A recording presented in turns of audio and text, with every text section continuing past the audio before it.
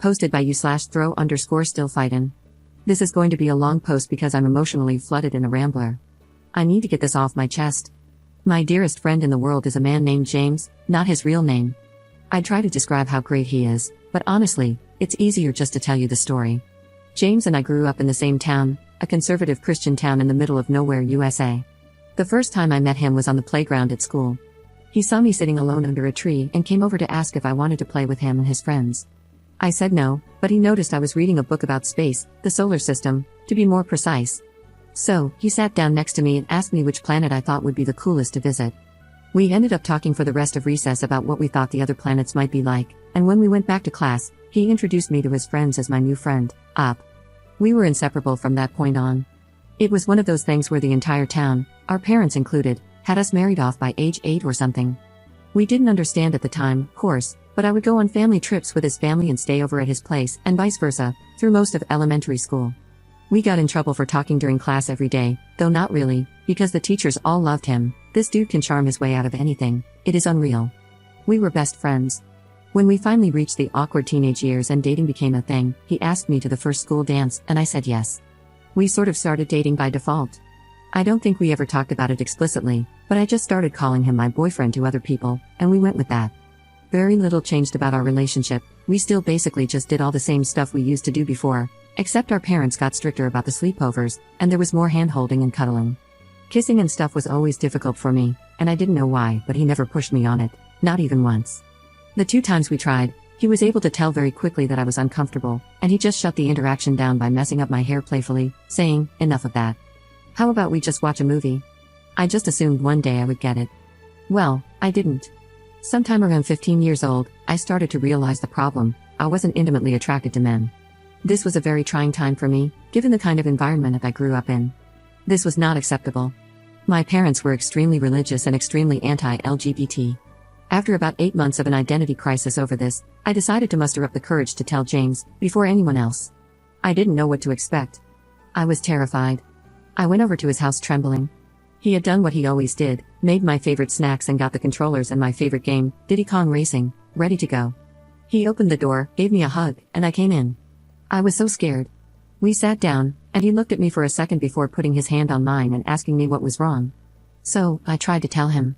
I got halfway through the sentence, struggling to actually say, "I'm gay," before he just interrupted me and said, "You're gay." "Yes, I know, is there anything else?" followed by that goofy smile I love so much. I just froze in place. I asked him if he was mad, and he just laughed and told me he loved me the way I was and that this was the way I was. I just started crying and jumped into his arms. It felt like 10 minutes, at least, before he finally interrupted me in characteristic fashion, remarking, "However, I will be mad if you let the pizza rolls I made get cold, so how about we stop crying and start eating?" We stayed best friends after that. We never actually had a breakup talk, but we did start to date other people. We talked and hung out almost every day until we graduated and he went away to a big-name college. The night before he left, he came and picked me up, and we drove around town, hitting all our favorite spots. He drove me back home at 3 a.m. in the rain. I took his hand during the drive and fell asleep on his shoulder. I remember wondering then for a moment if I should just marry him anyway. But he was going away to college, and I'm not attracted to men, so it probably couldn't work, no matter how I felt about him otherwise. He promised to stay in touch, but I didn't know if that would happen. Well, it did. Obviously, it wasn't like before, but he made sure to call me every week just to check up on me and see how things were going. I went to college close to home. We'd talk about how hard college was, whoever we were dating at the time, and whatever drama was going on. During his junior year, my parents found out that I was gay. They did not react well, and I was basically kicked out of my home to save me, my dad going on about me needing Jesus's 40 days in the desert like a lunatic. My parents are good people, so this didn't last, and they have more than made it up to me since, working hard to unlearn their bad programming. But that was an awful time. I did what I always do and called James. He talked to me for about an hour, then got his mom to drive up to get me so I could stay in his old room. Then he flew home the next day pretty much just to cheer me up and make sure I was all right. Vintage driving around in circles, singing like idiots, and 2 a.m. junk food runs did the trick. I later found out from my mom that he had also gone and confronted my parents, stood up for me, and told them they should be ashamed of themselves and that if they were willing to lose their daughter over this, they were unfit parents and not the second family I thought you were. My parents worship him, so this was effective, and my mom still tells this story to this day. Once again, I remember wondering at the time, will I ever know anyone else in my life who would do this for me? But he was heading back to college, and he was still a man. so I didn't do anything. Years went by. He got married. I got a long-term girlfriend. We stayed close the entire time. We saw each other a lot less, but it was still great every time he visited, and we had frequent texts and calls. I looked forward to his visits all year. And then tragedy struck. His wife divorced him. I never liked her, but he did. I think she used him for a green card, and he was too sweet to notice, but that's neither here nor there. He came back home, so I saw him a lot more. Obviously, he was crushed, but we got through it together. And then, I got the diagnosis. At age 27, cancer. There's nothing I can say that describes the feeling, so I'm not even going to try. Decent chance of survival, but I had to start treatment right away. This experience has changed me and my outlook on life more than anything else that's ever happened to me combined. At first, everyone was there for me. I was getting visitors daily, friends, family, everyone. But as the weeks turned into months, it all stopped. Most people, even my friends, started coming once a week, then once a month, then not at all. When things were looking bad around the 7 to 8 month mark, my girlfriend broke up with me, claiming she loved me but couldn't handle watching this. Now, almost 2 years in, there are only 5 people who are still here. My mom, my dad, my sister, my BFF Amanda, and James. I almost can't talk about it without crying, but James is here every single day. Every day, for hours. He may have missed 20 days in almost 2 years due to work-related travel, and even then, he calls me. He comes in and asks how his Amumu, which he's called me since we were kids, because I like cows and those are my initials, is doing, and he listens. He brings my favorite snacks and treats when I can have them, board games we like to play, and old video games on handheld so we can play. He sings to me, shows me pictures of places he's been that I'd like to go, and talks about taking me there once I'm better. He sits there and holds my hand in silence so I won't be alone until the doctors tell him it's time to go. Then he does it again the next day. I've never seen him cry or show any sadness. If I even casually say something like, "If I get better," he immediately interjects, when you get better?" He just won't give up on me. The only other person who is there like this is my mom. Even my dad, sister, and Amanda, who have also shown up in big ways, are not this consistent. I could write a whole post about how this experience has changed my relationship with my mom as well. She's proven to me that no matter what happened in the past and what we may have clashed over, she loves me like no one else, except maybe James. My mom is the #1 all-time James fangirl. She has been attempting to get me to marry him since I was 7 years old. A long time ago, she stopped that. But about 3 months ago, she made probably her first comment of that kind in around 7 years. I guess there are a few things she said. The first was, pay attention to the people who are still here now. They're the people who always will be. They're the people who love you and not just what you can do for them. Which sort of set me off on the whole months-long train of thought that led to this post. Amanda and my sister also make a lot of comments about James. Both like him, and Amanda told me a few visits ago that she thinks I love him, and one reason none of my other relationships have worked out is that the other person can always tell they're number 2 everywhere but the bedroom. Then, about a month ago, Mom was a little more direct. After James left one evening, she told me, "Baby, in all my years on this earth, I've never seen anyone love anybody like that boy loves you. I know you don't like it when I talk about this, but trust me, if you let him go again, you're going to regret it forever." I don't know what has changed, but this time when she said that, I just knew she was right. Every relationship I've ever been in has had some problem or thing that had to be worked on. Most of them have several. The only thing missing here is that I don't feel a strong urge to rip his clothes off like I have with some, but honestly, not all or even most, of the women I've been with. But even there, it's different. In general, I find the idea of being with a man disgusting, but I don't find it disgusting with him. I like being touched by him and being close to him. He's so gentle. Lately, I even find myself fixating on his lips and daydreaming about kissing him. I'm not that sexual of a person, and I think overall, of the people I've known in my life, I would be happier with him than with anyone else, and it isn't close. Now, the big problem is the cancer. Honestly, I'm not really on the fence about this anymore. If I survive, I want to be with him. I'm getting better, and the doctors are hopeful. But I am not sure if I should tell him now or not. I want to tell him so bad.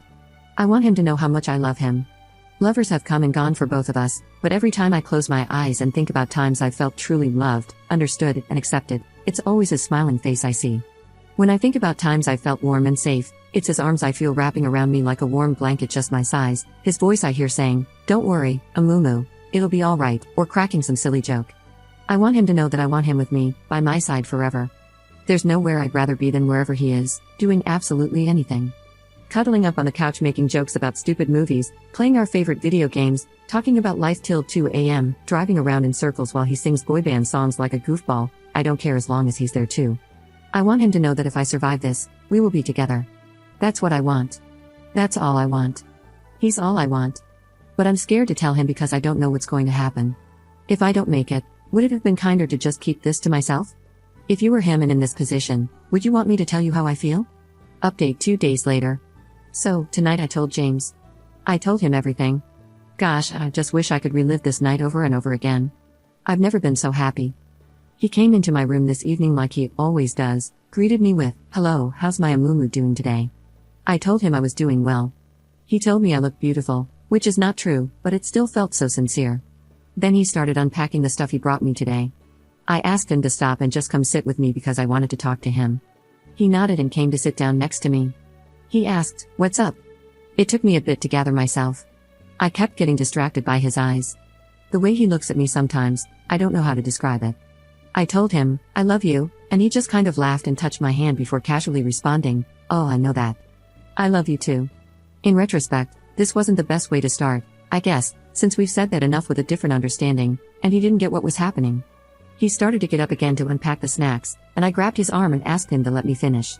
He looked confused, but he nodded and sat back down. And then I did it. I told him everything. I told him about all the times in the past I'd thought about just marrying him despite my sexuality. I told him my favorite memories of him and how they make me feel. I told him he'd always been my best friend and the person I trusted the most. I told him I made a mistake and I should have chosen him. I then basically devolved into reciting the last paragraph of my first post to him. He's the face I see when I think about feeling loved, the embrace I feel when I think about being safe. It doesn't matter what we do, if we're together, I'm happy, and he's the only thing I want for the rest of my life. He basically froze. He said nothing, just looked at me as I spilled everything. I'm not sure he even blinked. When I finished and looked up at him, he was sitting there like a statue with his mouth slightly open, still enough that it was like he forgot to breathe. James always knows what to say, so this was a little unnerving to me. I started to ask him if everything was all right, but before I could finish, his expression broke. He exhaled into a weak but incredibly tender, quivering smile, and he just reached out and pulled me into a hug. I buried my head in his chest, and his arms just wrapped around me. I melted into him. He was so gentle. It felt so easy. It felt so right. Then he started crying, and then I started crying. He's been coming here through 2 years of cancer treatment, and I've never seen him cry until now. He held me for a while, but however long it wasn't long enough. He still hadn't actually said a single word since I finished talking, but I guess he didn't really need to. Then he finally answered my question with, "Now it is." When he finally pulled away, his face was red from crying, but he just looked so happy. He looked at me for a bit. It was kind of cute because he had a little trouble maintaining eye contact, which he usually doesn't. He was like a little boy again. Then he finally looked right at me, and he just said, "You are the only thing I've ever wanted." Then I started crying again, and he started crying again, and he pulled me to him and held me again. I wish it never ended. A little bit later, once we had exhausted our crying capacity, I showed him the post. He made a few jokes about wanting to meet this James guy and about how he had better go and thank my mom for her 20-year wingwomanship, lol. Then, after he finished reading it, he kissed me. It felt easy, not scary at all, and just right. He asked me if it lived up to my daydreams, and I chuckled and said yes. Then he said, "I'm not so sure myself. I think I need more data," and kissed me again. He is so ridiculous, but this was smooth as butter. Then, after that, we started talking, and I guess he told me everything too. He said he'd loved me since we were little kids. He told me he still has every drawing, letter, and craft I ever made for him in a safe that he took with him to college and has taken everywhere he's ever lived. We talked about the day I came out as gay to him, and how he figured it out earlier but struggled to accept it for months in secret because he had lived his entire life up to that point assuming we would be a family and wanting nothing else. He told me he thought about our last night before college all the time and kept hoping that entire night I'd say something before he left, because then he'd have transferred colleges to stay with me.